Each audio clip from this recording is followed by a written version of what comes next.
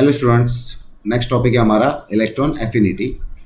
Electron affinity की definition है minimum amount of energy associated to add electron in isolated gaseous atom. अब ये भी सेम ही है, यहाँ पे भी क्या होना चाहिए, आइसोलेटेड होना चाहिए। आइसोलेटेड का मतलब क्या होता है, नॉन बॉन्डेड एटम होना चाहिए, किसी के साथ उसने बॉन्ड नहीं बनाया होना चाहिए। हमारे लिए सबसे इंपॉर्टेंट लाइन यहाँ पे यह है कि जितना तुम्हारा delta H easy, delta H मतलब क्या होता है, एनर्जी चेंज, ईजी मतलब इलेक्ट्रॉन गेन। तुम जब जितना इलेक्ट्रॉन गेन कराओगे वो टाइम पे अगर तुम्हारा डेल्टा एच का वैल्यू जितना नेगेटिव में आएगा उतना तुम्हारा एफिनिटी ज़्यादा होगा। एफिनिटी मतलब क्या, इलेक्ट्रॉन का attraction towards a atom, isolated atom. ये चीज़ ध्यान रखना, जितनी नेगेटिव वैल्यू बढ़ी उतना एफिनिटी बढ़ा। उसका उल्टा लिखूंगा, जितना पॉजिटिव वैल्यू बढ़ेगा उतना इलेक्ट्रॉन एफिनिटी कम होगा। यहाँ पे एक पॉइंट दिया हमको कि एक इलेक्ट्रॉन एक्सेप्ट कर रहा है और क्या बना रहा है, ए माइनस बना रहा है। वो टाइम पे मेरा डेल्टा एच ईजी कितना है, -200। बी एक इलेक्ट्रॉन ऐड कर रहा है, क्या बना रहा है, बी माइनस। वो टाइम पे मेरा डेल्टा एच ईजी है -100। तो ये केस में किसके इलेक्ट्रॉन एफिनिटी ज़्यादा होगी, तो ऑफकोर्स हमारा आंसर क्या होगा, जहाँ पे नेगेटिव वैल्यू ज़्यादा है उसकी एफिनिटी ज़्यादा। तो नेगेटिव वैल्यू किसकी ज़्यादा है, ए की। मेरा डेल्टा एच ईजी किसका बड़ा होगा, ए का, और डेल्टा एच ईजी बी का छोटा होगा। कौन से फैक्टर्स अफेक्ट करते हैं इलेक्ट्रॉन एफिनिटी पे, तो सबसे पहले आता है जेड इफेक्टिव। जेड इफेक्टिव बढ़ा तो साइज कम होगा। अब साइज कम हुआ तो इलेक्ट्रॉन एफिनिटी बढ़ेगी। क्यों बढ़ेगी, क्योंकि अट्रैक्शन बढ़ेगा न्यूक्लियस का, और इलेक्ट्रॉन ऐड करने में हमको हेल्प कौन करेगा, न्यूक्लियस का अट्रैक्शन। जितना न्यूक्लियस अट्रैक्शन देगा उतना ही मेरा क्या होगा, एफिनिटी बढ़ेगा। सेकेंड फैक्टर है हमारा नंबर ऑफ शेल। जैसे जैसे नंबर ऑफ शेल बढ़ते जाएगा वैसे वैसे न्यूक्लियस का अट्रैक्शन कम होगा। और अभी हमने देखा अट्रैक्शन बढ़ा तो एफिनिटी बढ़ेगी, और अट्रैक्शन अगर कम होगा तो एफिनिटी क्या होगी, मेरी कम होगी। तो इसलिए number of shell inversely proportion में इलेक्ट्रॉन एफिनिटी के। अब आते हैं हम हमारे थर्ड पॉइंट पे। पॉजिटिव चार्ज बढ़ा तो एफिनिटी बढ़ी, और नेगेटिव चार्ज बढ़ा तो एफिनिटी कम हुई। ऐसा क्यों, क्योंकि जब मैं पॉजिटिव चार्ज बढ़ाता हूँ तो क्या होता है, वहाँ पे अट्रैक्शन बढ़ता है, और अट्रैक्शन बढ़ा तो एफिनिटी बढ़ता है। और सेम चीज़ उल्टा लिखे, नेगेटिव चार्ज बढ़ा तो क्या होगा, रिपल्शन बढ़ेगा, और रिपल्शन बढ़ा तो एफिनिटी कम होगी। नेक्स्ट है हमारा stability.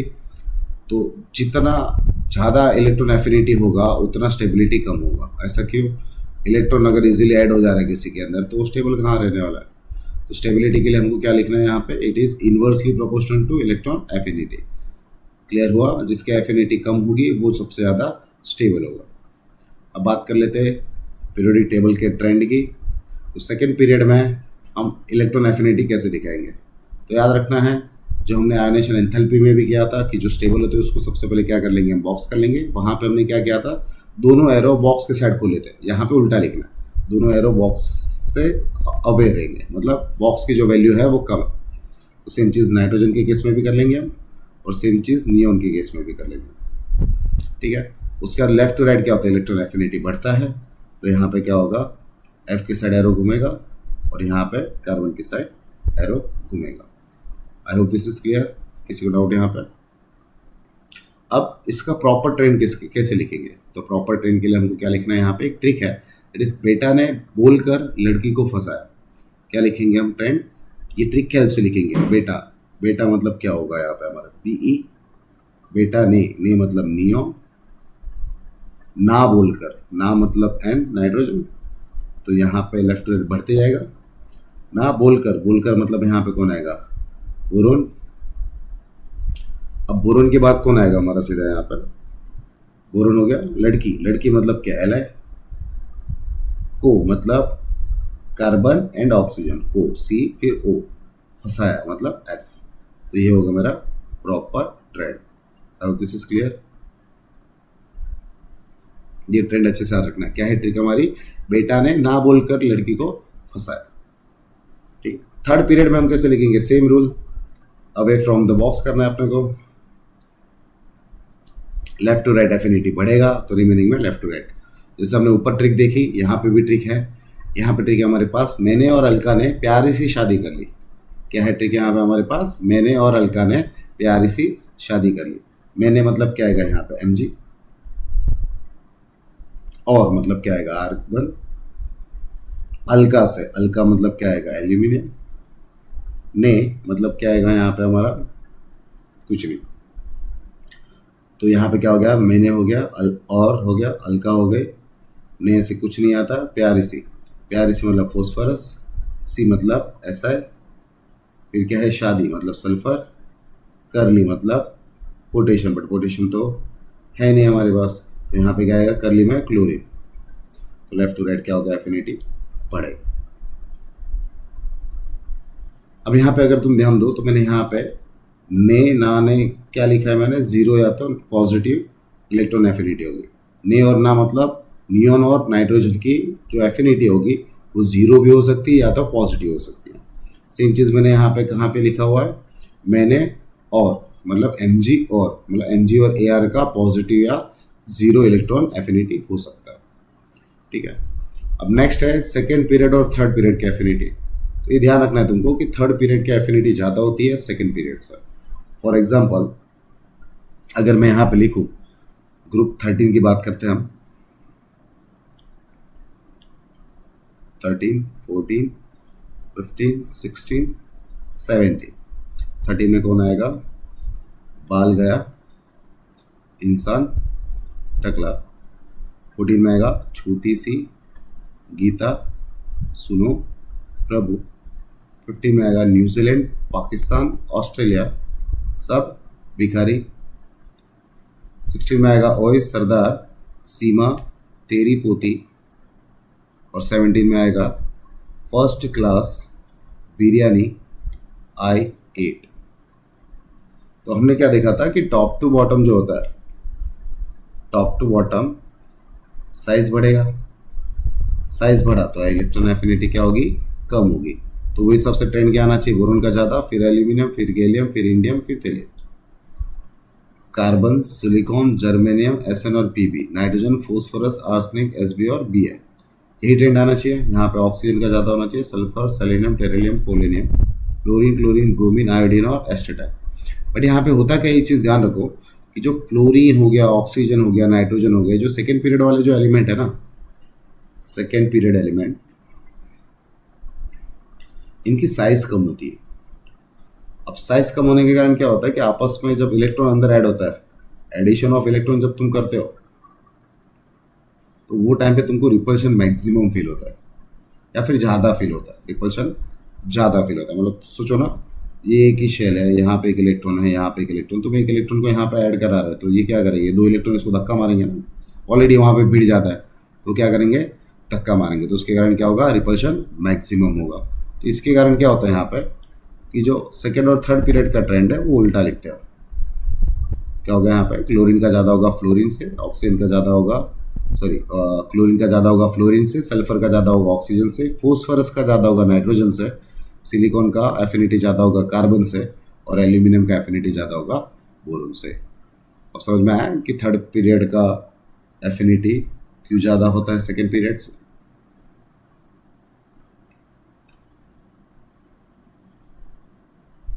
Due to vacant D orbital. और हाँ, एक और ये भी रीज़न है कि थर्ड पीरियड में जब तुम जाते हो तो वहाँ पे क्या होता है, डी ऑर्बिटल की एंट्री होती है।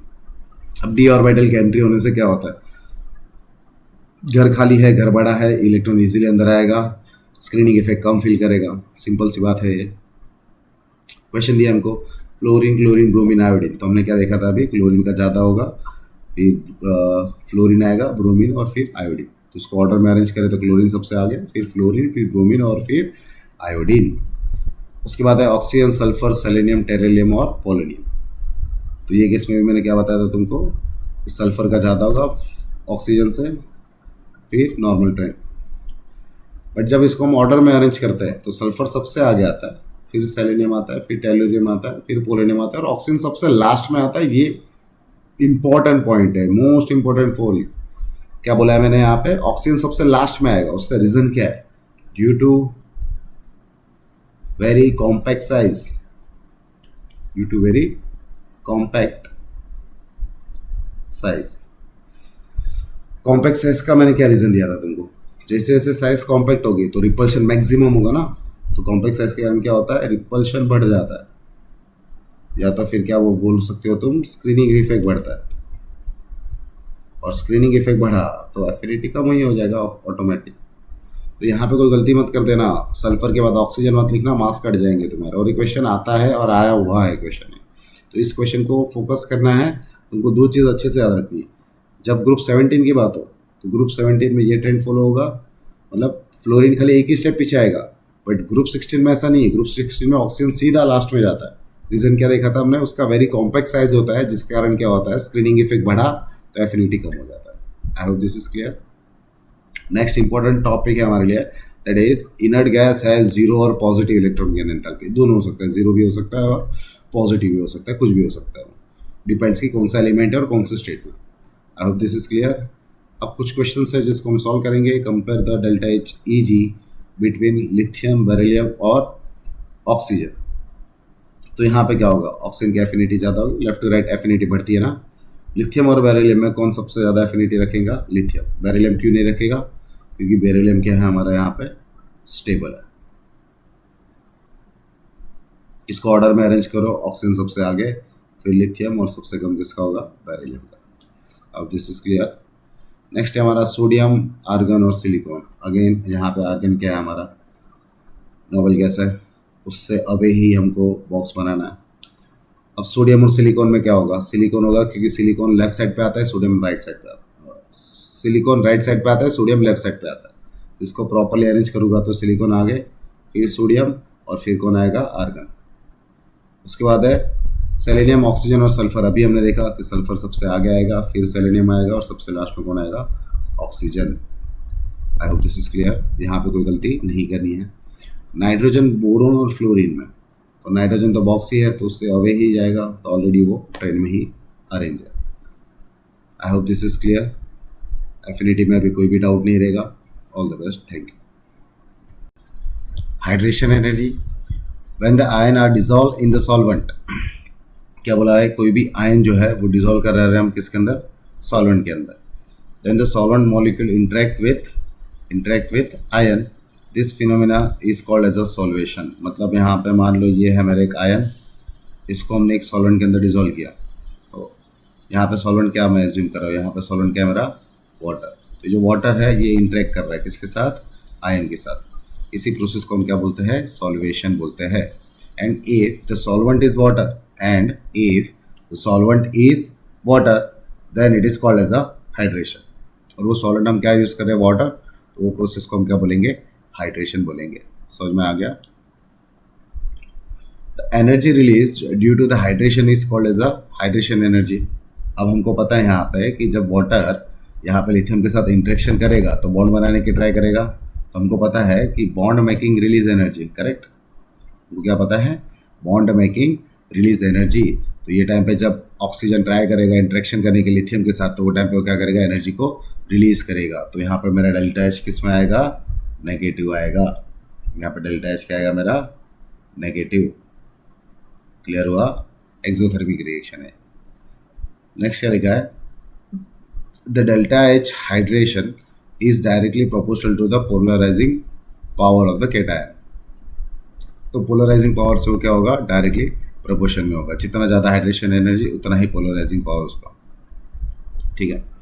उसके बाद क्या ट्रेंड है हमारे पास, delta H hydration is directly proportional to charge density of the ion, directly proportional to charge and inversely proportional to radius. तो देखो तुमको मेन क्या करना है, ये निकाल देना है खाली। एक बार इससे तुमने डेल्टा एच हाइड्रेशन निकाला, अब इसमें से तुमको क्वेश्चन में चार्ज डेंसिटी पूछे तो भी हम आंसर लिख सकते हैं, पोलराइजिंग पावर ऑफ कैटायन पूछे तो भी हम आंसर लिख सकते हैं।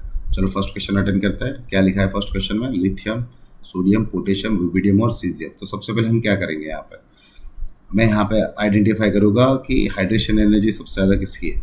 तो देखो चार्ज तो सबके सेम है, तो चार्ज तो देख नहीं सकता हूँ मैं, याद रखना charge always dominate on the radius. तो चार्ज देख नहीं सकता हूँ तो मेरे को क्या देखना है, रेडियस देखना है अभी। तो साइज़ किसका बड़ा है सबसे ज़्यादा, सीजियम का। हमने क्या देखा, जिसका साइज़ यहाँ पे क्या रिलेशन है कि अगर साइज़ कम हुआ तो डेल्टा एच हाइड्रेशन ज़्यादा होगा। तो यहाँ पे सबसे ज़्यादा हाइड्रेशन एनर्जी किसके पास होगी, लिथियम की। फिर कौन आएगा, सोडियम, फिर कौन आएगा, रुबिडियम, और सबसे कम हाइड्रेशन एनर्जी किसकी होगी, सीजियम की। क्लियर है। अगर मैं तुमको पूछूँ कि यहाँ पे पोलराइजिंग पावर किसका ज़्यादा है, केटायन में, तो अगेन तुम क्या आंसर दोगे कि लिथियम का पोलराइजिंग पावर ज़्यादा है, फिर सोडियम आएगा, फिर पोटेशियम आएगा, फिर रुबिडियम आएगा, फिर सीजियम आएगा। फिर से मैं पूछूं कि चार्ज डेंसिटी ऑफ आयन किसकी ज़्यादा है, तो आंसर सेम ही रहने वाला है। क्लियर हुआ? तो तुमको यहाँ पे मेन क्या करना है, हाइड्रेशन एनर्जी निकालो, बाकी सबके आंसर ऑटोमेटिक आने लगेगी तुम्हारा। सेकंड क्वेश्चन अटेंड करते हैं। तो सेकंड क्वेश्चन में भी देखो चार्ज सबके सेम है, हमको यहाँ पे क्या देखना पड़ेगा, रेडियस देखना पड़ेगा। तो यहाँ पे सबसे कम रेडियस किसका है, बेरिलियम का, तो सबसे ज़्यादा हाइड्रेशन एनर्जी उसी की होगी, बेरिलियम। उसके बाद आएगा मैग्नीशियम, फिर आएगा कैल्शियम, फिर स्ट्रोंटियम, और सबसे कम किसका होगा, बेरियम का। सेम तरीके से बाकी की ट्रेंड भी लिख सकते हैं हम इसमें। अब आता है नेक्स्ट पे, F minus, Cl minus, Br minus और I माइनस। अब देखो यहाँ पे भी चार्ज सेम है, तो मुझे देखना क्या है, रेडियस से देखना है। तो इन सब में रेडियस किसका ज़्यादा होगा, F माइनस का, तो हाइड्रेशन एनर्जी F माइनस की ज़्यादा ही होगी। फिर आएगा Cl माइनस, फिर आएगा Br माइनस, और सबसे कम किसकी होगी, I माइनस की। नेक्स्ट हमारा Na plus, Mg2 plus, Al3 plus. अब देखो यहाँ पे चार्ज चेंज हुआ, चार्ज बढ़ा तो हाइड्रेशन एनर्जी बढ़ेगी। देखो ऊपर लिखा है ट्रेंड में हमने, charge is directly proportional to hydration energy. तो L के पास मैक्सिमम चार्ज है, तो उसकी हाइड्रेशन एनर्जी सबसे ज़्यादा होगी। फिर Mg2 प्लस आएगा, फिर कौन आएगा, सोडियम। अब मुझे बताओ यहाँ पे चार्ज डेंसिटी किसकी ज़्यादा होगी, यहाँ पे चार्ज डेंसिटी किसकी ज़्यादा होगी, Al3 प्लस की ही ज़्यादा होगी। This is clear. Next point है, और ये इंपॉर्टेंट पॉइंट है, ध्यान रखना। क्या बोला है पॉइंट में, द हाइड्रेशन जितना ज़्यादा होगा उतना साइज ऑफ आयन बढ़ेगा, मतलब हाइड्रेटेड आयन की साइज बढ़ेगी हाइड्रेशन बढ़ने से। तो पहले हम क्या देखते हैं यहाँ पे, ionic size in gaseous state. Gaseous state मतलब अभी तक सॉल्वेंट के अंदर वो डिजोल्व नहीं हुआ, मतलब वाटर के अंदर अभी तक हमने उसको डिजोल्व नहीं करा, अभी भी वो गैसियस स्टेट नहीं है। तो वो स्टेट में आयोनिक साइज में सबसे बड़ा कौन होगा, सीजियम होगा, फिर रुबिडियम आएगा, फिर पोटेशियम, फिर सोडियम, और सबसे साइज में छोटा कौन होगा, लिथियम। बट जैसे ही मैं उसको पानी के अंदर डिजोल्व कर रहा होता हूँ, तो ये ट्रेंड क्या हो जाएगा, पूरा उल्टा हो जाएगा। ये ट्रेंड पूरा क्या हो जाएगा, उल्टा हो जाएगा। जैसे हाइड्रेशन ज़्यादा होगा, मतलब जिसके हाइड्रेशन एनर्जी ज़्यादा, यहाँ पे हाइड्रेशन क्या लिख देंगे हम, एनर्जी। जितनी हाइड्रेशन एनर्जी ज़्यादा उतना साइज ऑफ आयन, कौन सा आयन आएगा यहाँ पे, हाइड्रेटेड आयन, हाइड्रेटेड आयन। या तो हम क्या बोल सकते हैं दूसरा, आयन इन एक्वस फॉर्म। तो हाइड्रेशन किसका सबसे ज़्यादा हो रहा है, हाइड्रेशन एनर्जी लिथियम की, उसका साइज सबसे बड़ा होगा। फिर कौन आएगा, सोडियम, फिर आएगा पोटेशियम, फिर रुबिडियम, और फिर लास्ट में कौन आएगा, caesium. I hope this is clear. एक और क्वेश्चन, नेक्स्ट आयोनिक मोबिलिटी। अब मुझे एक चीज़ बताओ, साइज ज़्यादा होगा तो मोबिलिटी कम होगी, क्लियर है ना। छोटी साइज कहीं से भी निकल जाएंगे, बड़ी साइज तो मोबिलिटी एक पॉइंट से दूसरे पॉइंट पर ट्रैवल करने में प्रॉब्लम होगा, बराबर। तो यहाँ पे एक्वस स्टेट में साइज किसका ज़्यादा है, लिथियम का, तो मोबिलिटी उसकी सबसे कम होगी। तो यहाँ और सबसे कम साइज में कौन होगा, सीजियम, जो ऊपर लिखा हुआ है एक्वस स्टेट में, तो मोबिलिटी उसकी सबसे ज़्यादा होगी। क्लियर हुआ। बट इसी जगह पे एक्वस स्टेट की जगह पे गैसियस स्टेट लिखा रहता, तो ये ट्रेंड में क्या लिखता, उल्टा लिखता। समझ में आया ना, गैसियस स्टेट में लिखता तो Li प्लस आता, फिर में क्या लिखता है, Na प्लस, फिर K प्लस, फिर Rb प्लस, और फिर Cs प्लस। बट ये किस में होना चाहिए था, गैसियस स्टेट में। आयोनिक कंडक्टिविटी, तो हमको पता है कि आयोनिक कंडक्टिविटी जो है वो मोबिलिटी से डायरेक्टली प्रोपोर्शनल है। तो ionic conductivity is directly proportional to mobility. Mobility जितना ज़्यादा होगा उतना ही आयोनिक कंडक्टिविटी ज़्यादा होगा। तो मोबिलिटी किसकी ज़्यादा है, तो हमने ऊपर देखा मोबिलिटी किसकी, सीजियम आयन की सबसे ज़्यादा है, तो उसकी कंडक्टिविटी सबसे ज़्यादा होगी इन एक्वस स्टेट। अब this is clear. Hydration energy वाला कंसेप्ट तुमको समझ गया। Thank you.